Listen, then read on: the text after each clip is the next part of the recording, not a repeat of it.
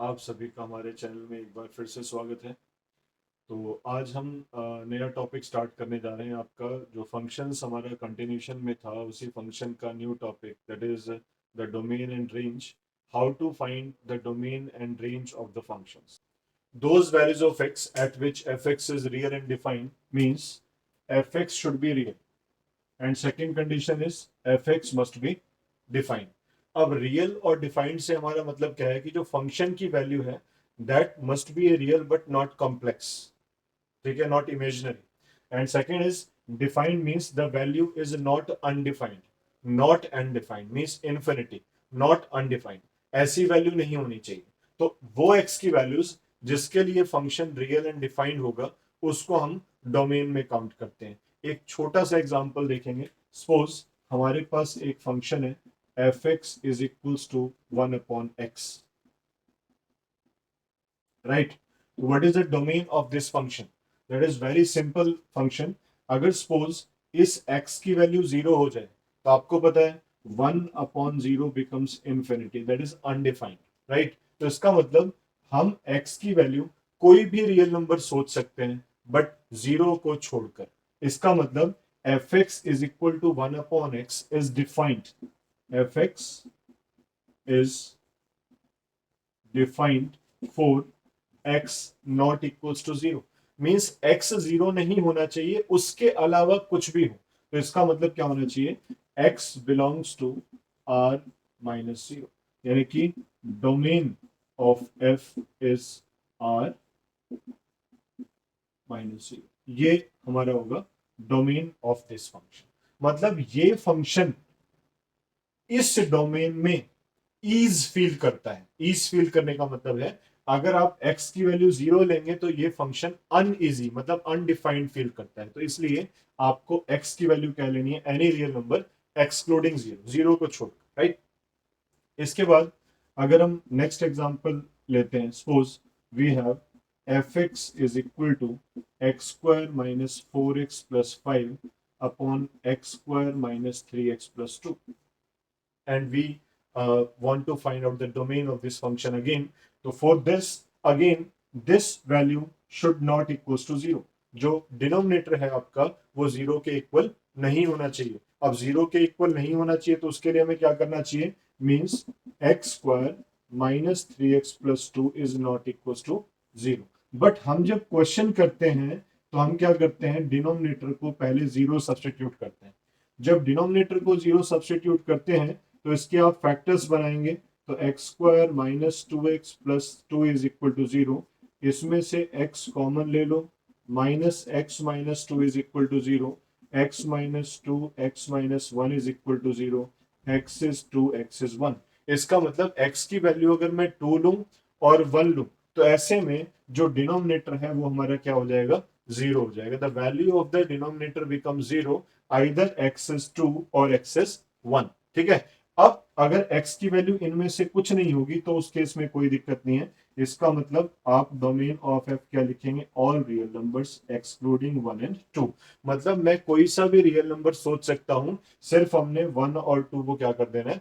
छोड़ देना है। तो ऐसे में जो आपके पास फंक्शन बनेगा that is called domain of the function, that is r-1 2, right. तो इस तरीके से हम डोमेन फाइंड आउट करते हैं। तो बेसिकली डोमेन में फर्स्ट क्राइटेरिया क्या है? अगर हमें रैशनल फंक्शंस दे रखे हो, मतलब functions which are given in the form of P X upon Q X, तो उसमें हम क्या करेंगे? क्यू एक्स को 0 के इक्वल सब्सटीट्यूट कर देंगे, एक्स की वैल्यूज निकालेंगे, फिर उन एक्स को आप विड्रॉ कर लेंगे, छोड़ देंगे। क्योंकि रियल्स में से अगर मैं इन 1 और 2 को ना सोचूं, क्योंकि 1 और 2 पर इस फंक्शन की वैल्यू क्या हो जाती है? डिनोमिनेटर की वो 0 हो जाती है। और समथिंग अपॉन 0 क्या बन जाएगा आपका? इन्फिनिटी, अनडिफाइंड हो जाएगा। और हम क्या कह रहे हैं कि डोमेन वो होती है those values of x eight which function is real and defined. तो रियल एंड डिफाइंड वैल्यू कब शो करेगा? जब आप एक्स की वैल्यू कोई भी रियल नंबर लिखेंगे, बट शर्त यह है 1 और 2 नहीं होना चाहिए, 1 और 2 नहीं होना चाहिए। इसलिए domain of F is r-1 2। Now what is range of the function? Range of the function क्या है? Suppose y is equals to F x is a real and defined function for x belonging to the domain of F.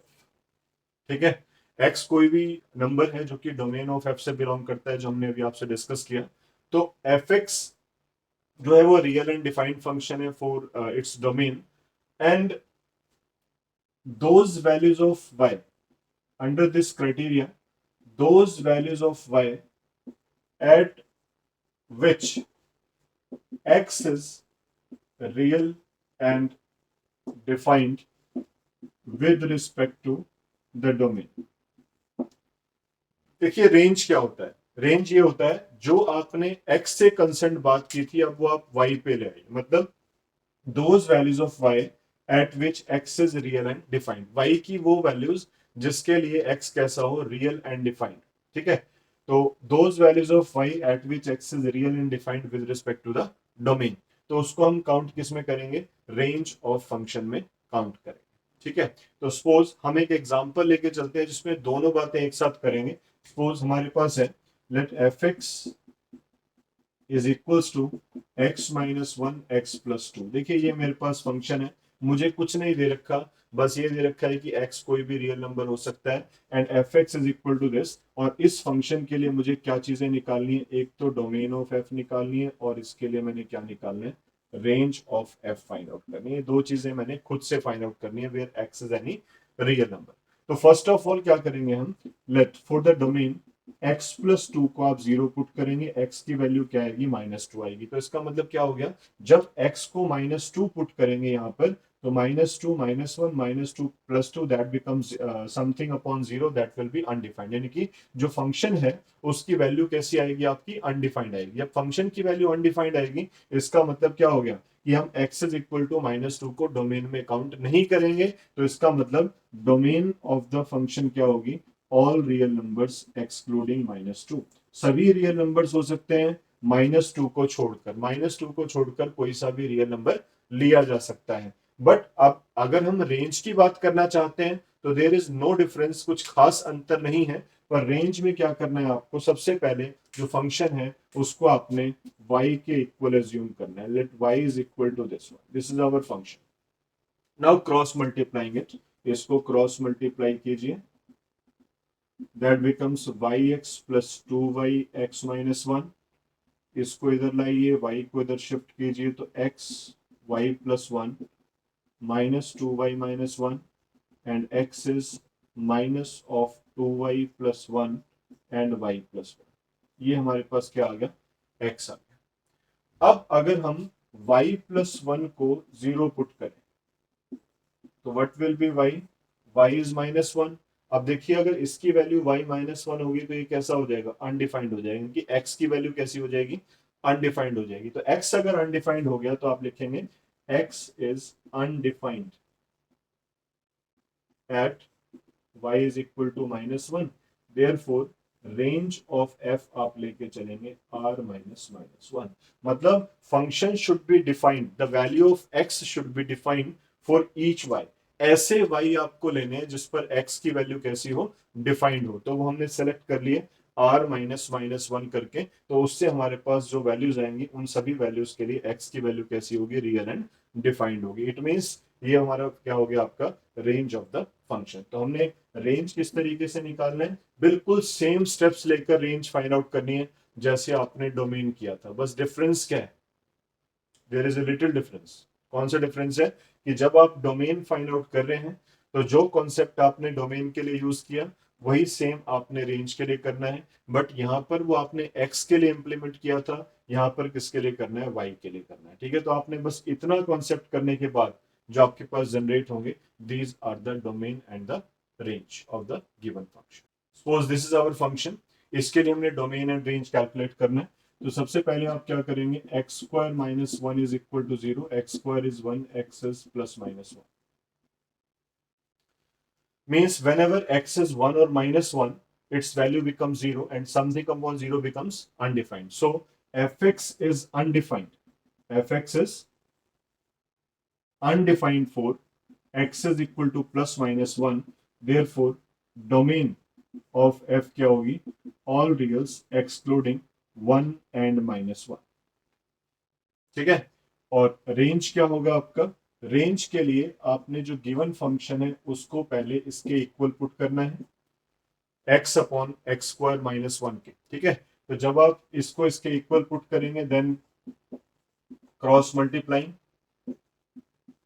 X square Y X square minus y is equal to 0, which is quadratic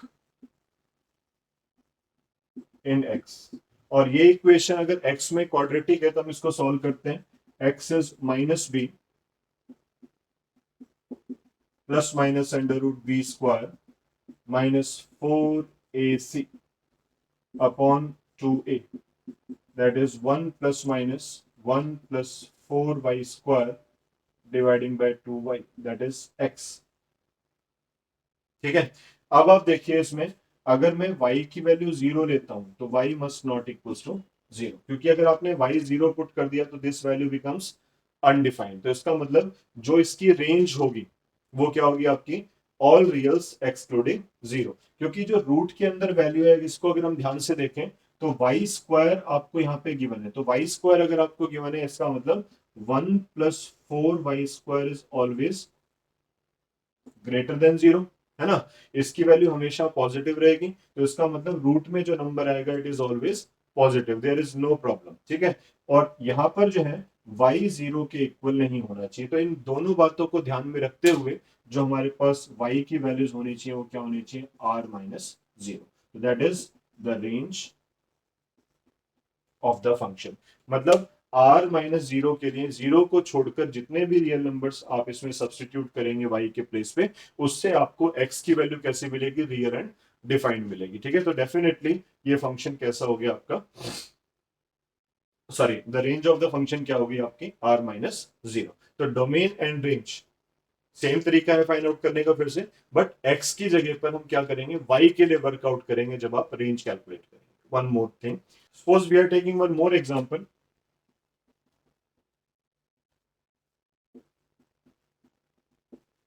under root of 9 minus x square,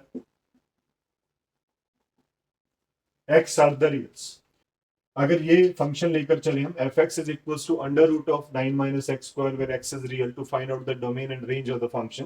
तो first of all to find out the domain of the function,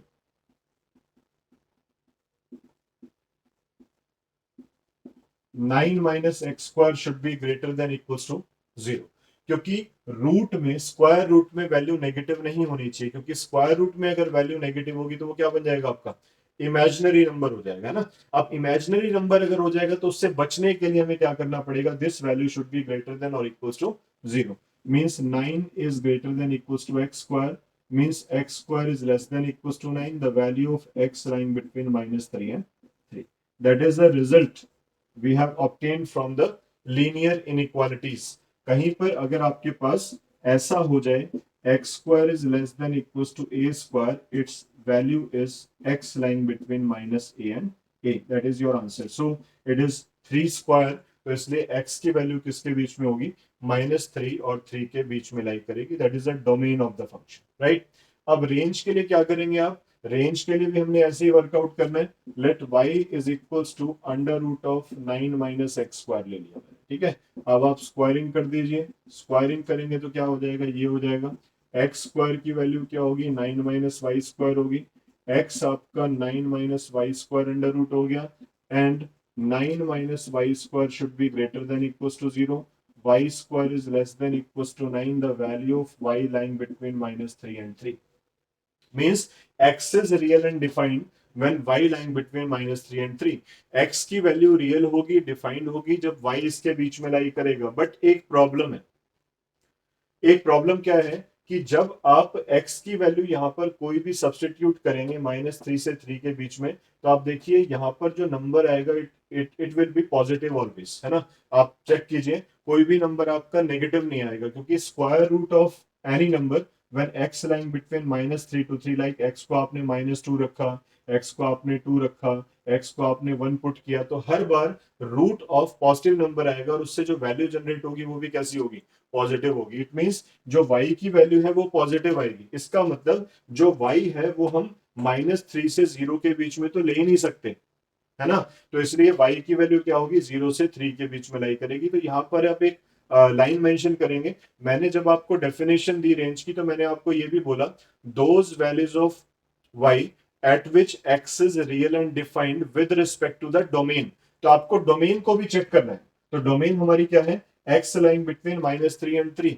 तो जब मैंने ये domain use किया तो मैं साफ साफ दिखाई दे रहा है कि y की वैल्यू कैसी होनी चाहिए, पॉजिटिव होनी चाहिए। मतलब मुझे नेगेटिव वैल्यूज को क्या करना पड़ेगा, धकेलना पड़ेगा, विड्रॉ करना पड़ेगा। तो इसलिए यहां पर क्या आएगा आपके पास, ऑल रियल नंबर्स, यानी कि which are lying between -3 and 3, but y should lying between 3 and 0 when x lying between -3 and 3। तो बेसिकली ये जो हमारे पास आया, दैट इज द कोडोमेन।